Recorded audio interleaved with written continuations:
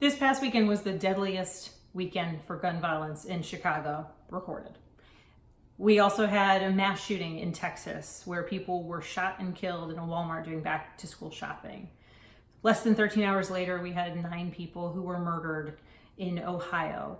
Time after time, we are seeing people in our communities die. We are seeing children die, as we have here in our area. We have seen adults lose their life. Promise that exists in our community is getting cut short because we are not taking sensible steps to address gun violence in our community. In the House of Representatives, in February, we passed 2 pieces of meaningful legislation. Our background check bill, which would apply the same standard that exists if you go down the street to a federally licensed gun seller and you buy a gun, you fill out a background check. Our bill would apply that same standard to all firearms purchases, getting around some of the gun show loopholes or online sales stipulations that don't require background checks for people who want to buy a gun. It also closed the loophole. HR 1112 closed the loophole, the Charleston loophole. That's the loophole that allowed a murderer to go get a gun that he was not legally allowed to have.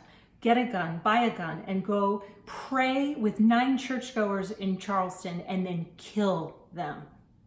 These are problems we are attempting to solve. We have passed this legislation. We passed it in a bipartisan manner. There were Democrats who voted for it. There were Republicans who voted for it. And this is what is so unbelievably frustrating because now those bills are languishing in the Senate without a vote. And if they are not good bills, let the Senate vote them down. We worked hard to create them. We advocated for them. We voted for them. And now they are going nowhere.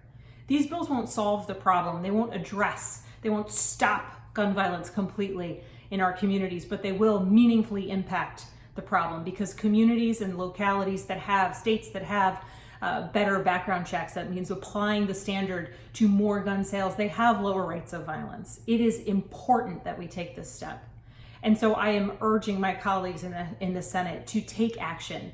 If you don't like our bill, vote it down. Vote it down and then come up with your own legislation that's better.